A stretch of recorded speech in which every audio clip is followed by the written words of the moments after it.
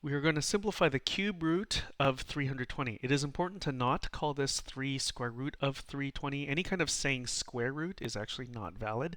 This is the cube root of 320 or the third root of 320. There's actually no square root going on in the question.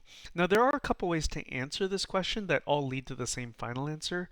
And I do want to kind of show both of the approaches, but in order to do that, I might actually just take this number 320 kind of off to the side, right? So over here, I'm saying 320 is going to equal something, but I'm not including the cube root for right now. So this is just off to the side.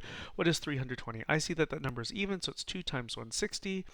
And this is 2 times, I already copied that, 2. 160 is 2 times 80.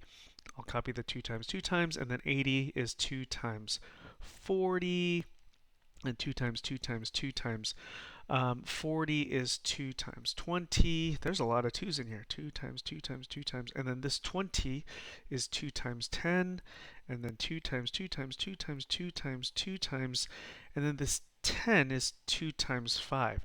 Now, if I count for perfect cubes, right there, this is, let's see, 2 times 2 times 2 times 2 times 2 times 2 is actually 64. So the point is all of what's underlined here, maybe all of that, what I'm circling there, is equal to 64. So 320 is actually 64 times 5.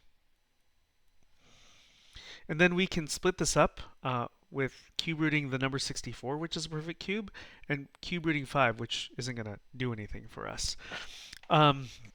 Now the cube root of 64, so the thing is maybe off to the side here, let me write the cube root of 64 is equal to, well, what is it equal to? And then because, fill in the blank here, to the third, or to the third, is equal to 64.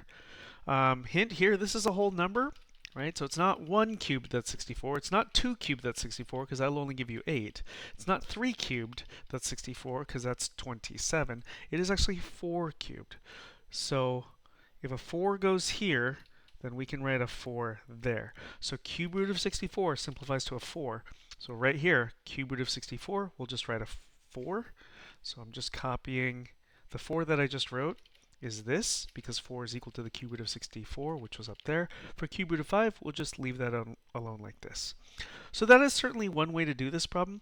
What other folks will do is actually, coming back to what's here, let me put back what accidentally got erased, just as a different answer to this question.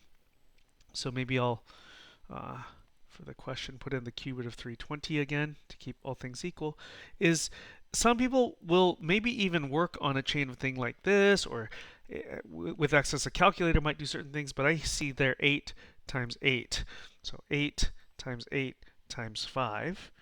And then same deal, a radical, as long as you have multiplications, you can split this up and have cube root of 8, and then times cube root of the next 8 times cube root of 5.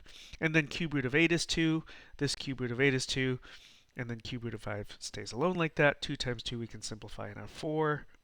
So 4 times the cube root of 5, that's this answer, that's that answer. These answers match.